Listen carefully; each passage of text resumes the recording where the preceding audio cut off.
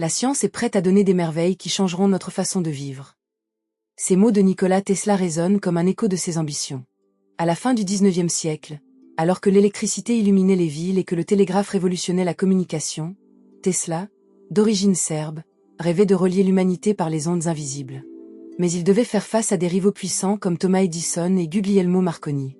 Les brevets étaient des trésors convoités, et pour Tesla, obtenir celui de sa technologie radio était vital pour sa survie et sa reconnaissance. Au cœur de son combat se trouvait l'idée de la transmission d'ondes radio. Ces innovations étaient souvent volées, mais il ne se laissait pas décourager, avançant avec une détermination inébranlable. Son invention, l'oscillateur magnétique, avait le potentiel de propulser l'humanité vers un avenir de communication instantanée. En 1897, alors que Marconi attirait l'attention avec ses propres découvertes, Tesla devait agir. En 1900, il déposa une demande de brevet pour son système de transmission sans fil, une bataille légale contre Marconi, soutenue par des financiers. Tesla s'appuya sur son expertise scientifique, découvrant que le rayonnement électromagnétique pouvait être modulé, permettant ainsi la transmission d'informations à travers diverses fréquences. Dans son laboratoire new-yorkais, des fils serpentaient autour de puissants générateurs, créant une atmosphère électrique où les idées prenaient vie dans un crépitement constant.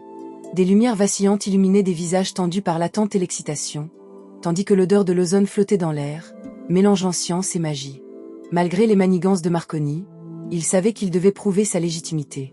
En 1904, Marconi obtint un brevet, laissant Tesla dévasté. Ne se laissant pas abattre, Tesla intensifia ses recherches. En 1905, il entama une action en justice contre Marconi, convaincu que ce n'était pas seulement une question de propriété intellectuelle, mais un combat pour la reconnaissance de sa vision. Le procès attira l'attention du public, faisant de lui un symbole de lutte contre l'injustice. Chaque audience était un rappel de ses frustrations passées. « J'ai toujours cru que la vérité triompherait », confia-t-il à un ami, déterminé à montrer au monde que ses idées n'étaient pas simplement des rêves. Tesla passa des nuits blanches à peaufiner ses théories. Ses recherches le transportèrent dans un voyage audacieux à travers les méandres de la physique, explorant des concepts comme les champs électromagnétiques et les oscillations. Le défi de comprendre et manipuler ces forces invisibles le fascinait. Dans cet environnement de travail, des papiers éparpillés sur des surfaces en bois usé témoignaient de sa frénésie intellectuelle. Des croquis de ses inventions, annotés dans sa belle écriture, démontraient la profondeur de son imagination. Il visualisait des mondes où les hommes pourraient communiquer instantanément, où les idées traverseraient les frontières et les océans par le simple mouvement d'un doigt sur un dispositif. En 1909, alors que le verdict approchait, l'électricité dans l'air était palpable. La Cour suprême des États-Unis devait maintenant décider du sort de ces deux hommes, le visionnaire rêveur et le businessman pragmatique. À ce stade, l'angoisse était à son paroxysme. Tesla savait que le verdict ne déterminerait pas seulement son statut d'inventeur, mais également l'avenir de ses idées. Il se remémora ses débuts à l'Université Polytechnique de Graz, où il avait découvert les principes de l'alternance et de l'induction. Ces concepts avaient forgé sa compréhension de l'électricité, une compréhension qui, il le savait, était bien en avance sur son temps. Le vertige des possibilités l'obsédait.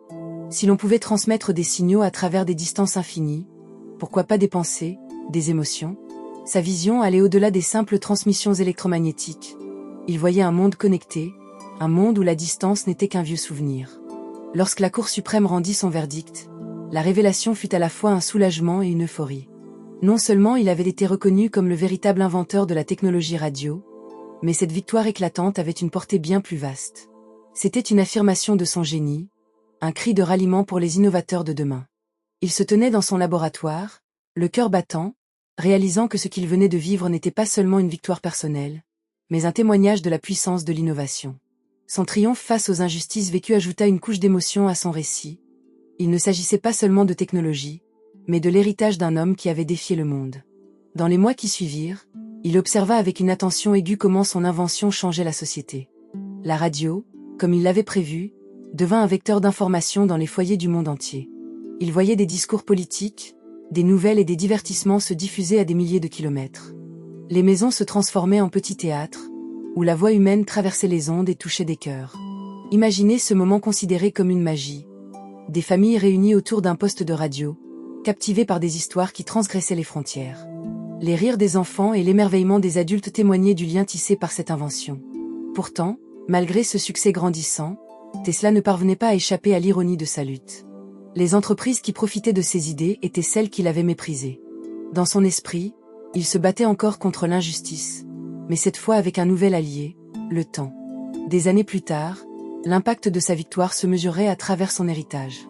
Les bases qu'il avait posées ont mené à la radio, à la télévision et à Internet. Ses idées posaient des questions essentielles sur le rôle de la technologie.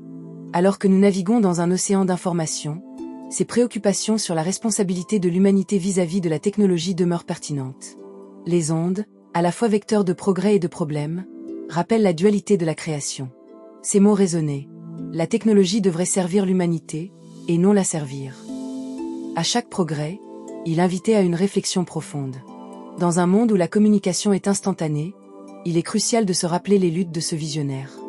La lutte de Tesla nous enseigne que la curiosité doit être équilibrée par l'éthique. Son héritage défie chacun de nous à contribuer à un avenir éclairé, où chaque progrès technologique est guidé par une vision humaniste.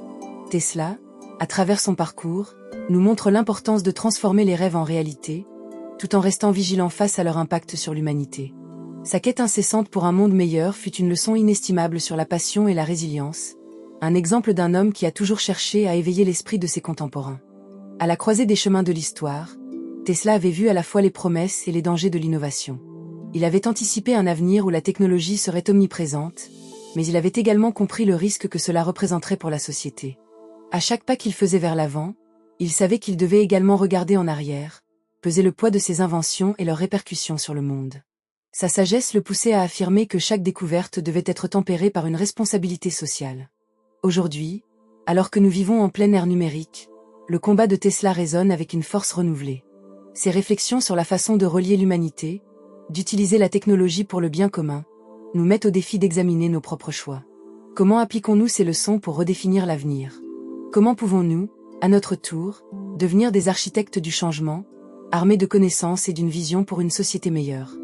Les questions que Tesla a soulevées restent encore sans réponse, mais elles constituent un appel à l'action. Son esprit visionnaire continue d'inspirer des générations, nous confrontant à un choix. Comment appliquerons-nous ces leçons pour redéfinir l'avenir?